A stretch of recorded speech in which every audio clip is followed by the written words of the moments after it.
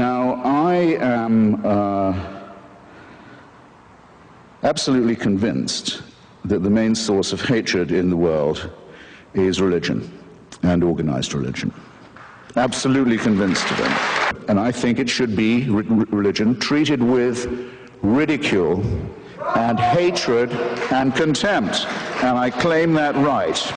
So when I say, as the subtitle of my book, that I think religion poisons everything, I'm not just doing what publishers like and coming up with a provocative subtitle. I mean to say it infects us in our most basic integrity. It says we can't be moral without Big Brother, without a totalitarian permission. It means we can't be good to one another. It means we can't think without this. We must be afraid. We must also be forced to love someone who we fear. The essence of sadomasochism. The essence of abjection. The essence of the master-slave relationship. And that knows that death is coming and can't wait to bring it on. I say this is evil. And though I do some nights stay home, I enjoy more the nights when I go out and fight against this ultimate wickedness and ultimate stupidity. Is it not the case that the spread of Christianity, about which you spoke so warmly and affectingly in your opening remarks, attributing it to the innate truth of the Bible story, was spread by that means, or because the Emperor Constantine decided to make Christianity the official religion of the Roman Empire? Which, in your view, contributed more to the spread of the faith? The Holy Spirit. I rest my case.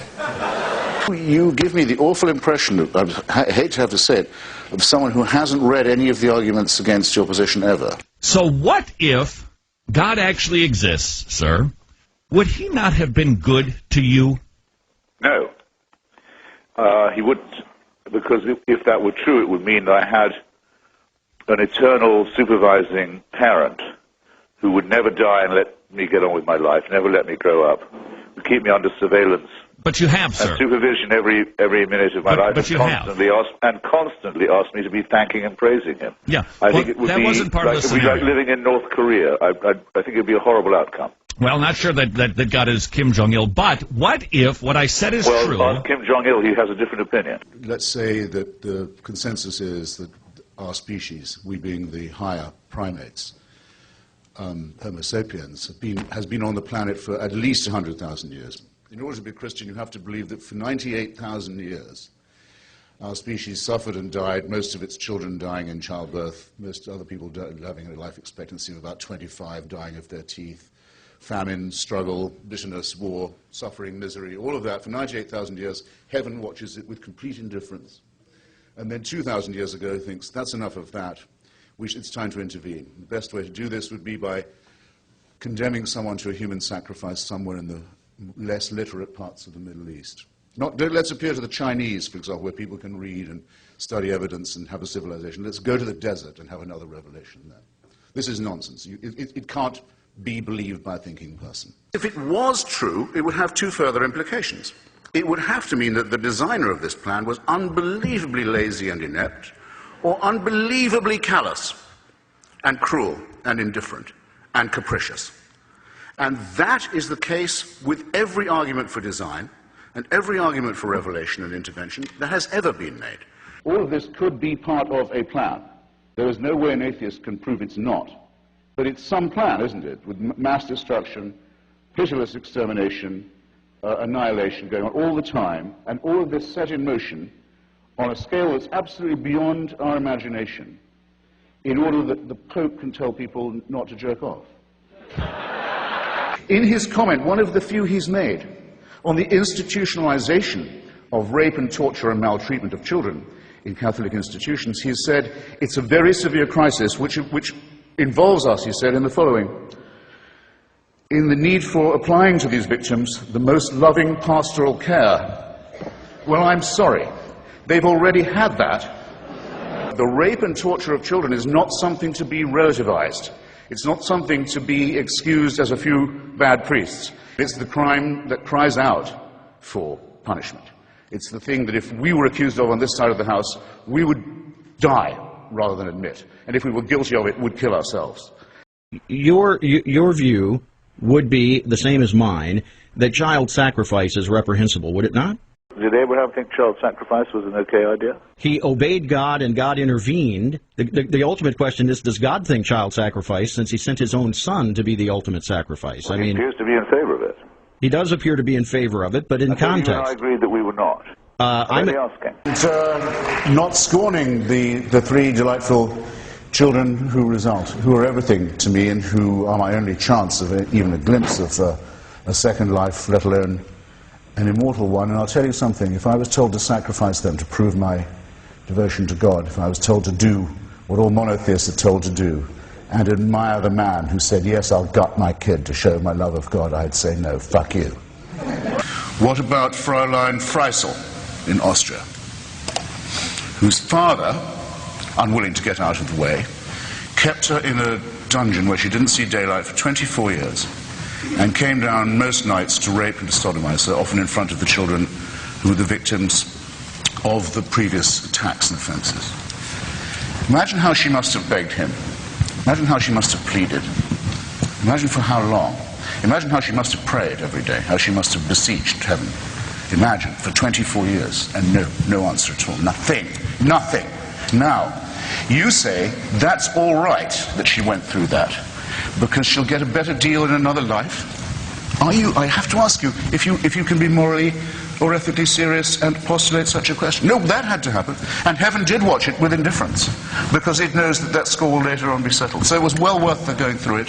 She'll have a better time next time. I don't see how you can look anyone in the face, or live with yourself, and say anything so hideously, wickedly immoral as that, or even imply it. There, that's my answer.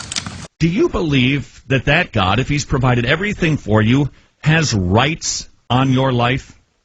No. Because?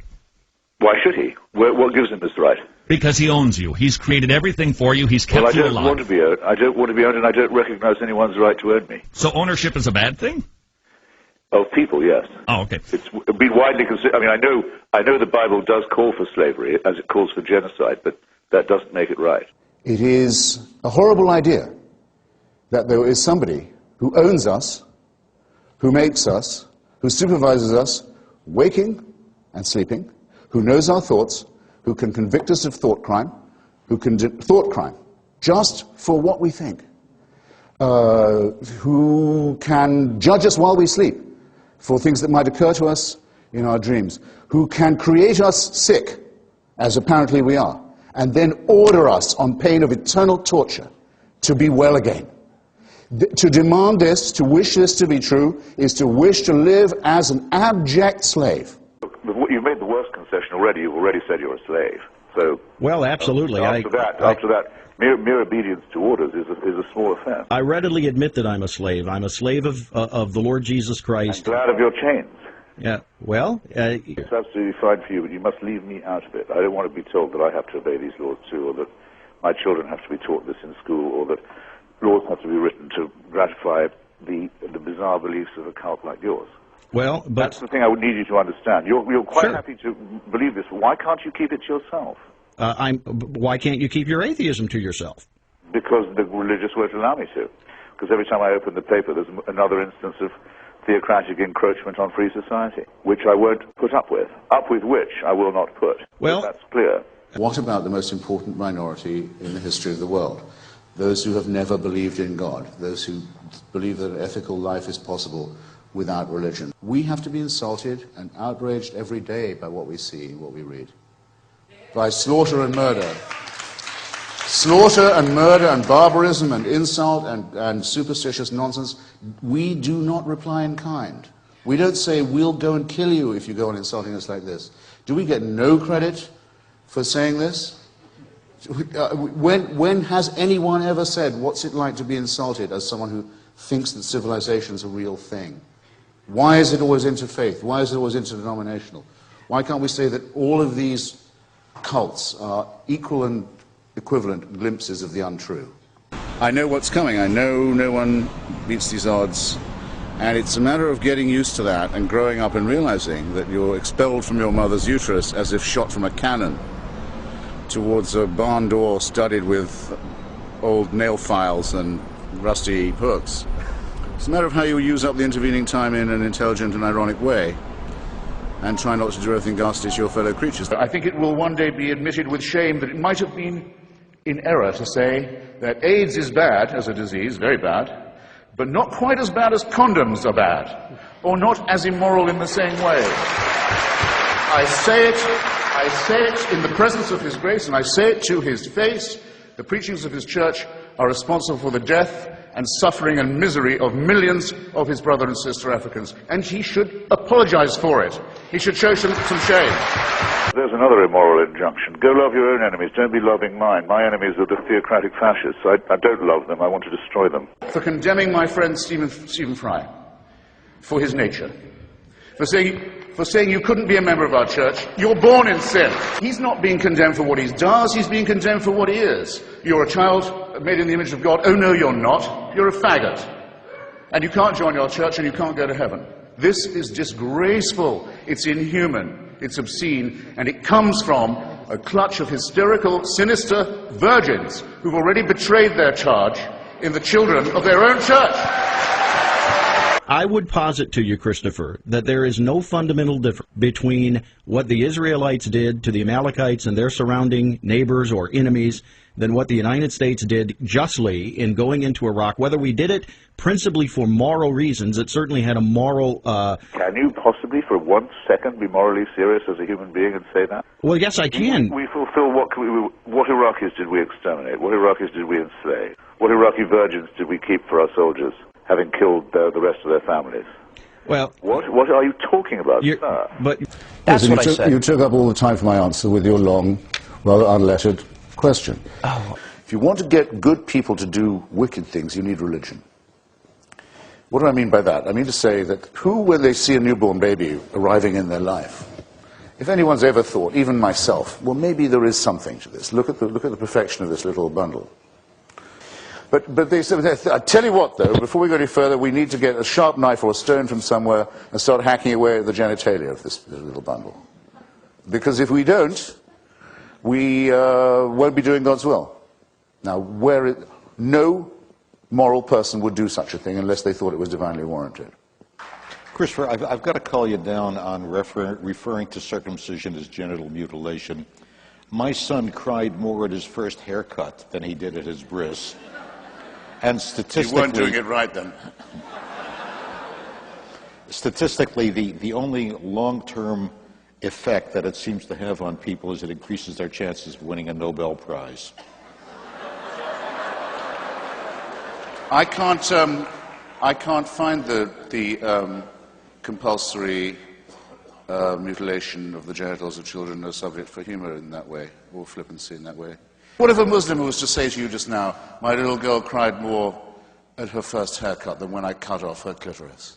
What would you think of me if I was to say such a disgusting thing? That a person as humane as yourself can sit here and think of that as a fit subject for humor shows what I mean. Religion makes morally normal people say and do disgusting and wicked things, and you've just proved my point for me. Well, I want to make it clear in our closing moments here, Christopher. I don't consider you an enemy. I don't consider you... But I'm very sorry to hear that. Well, I know, because you want me to be your enemy. Excuse me, you are my enemy. Well, but you're not my enemy. How you can figure that? No, because I don't feel a need to have to silence Christopher Hitchens. Well, you don't have a chance of doing that. I don't mean that at all, but I mean your preachments are evil and they're a direct threat to the survival of civilization. So if you don't consider me an enemy, you don't know an enemy when you see or hear one. The argument for theism, that not only can we establish this prime mover's existence, but we can show by some form of induction that he intervenes in wars, that he answers prayers, that he cares who we sleep with and in what position, what food we eat and on what days, is a ridiculous proposition. It's a claim to a truth that no primate can claim to make. Primates who claim to know it should be distrusted. Great damage has been done and continues to be done by such people and by such ideas. You're better off thinking for yourself and taking all the risks, and I might add, all the pleasures that will come from that. The most overrated of the virtues is faith. The metaphysical claims of religion are untrue. Thank you.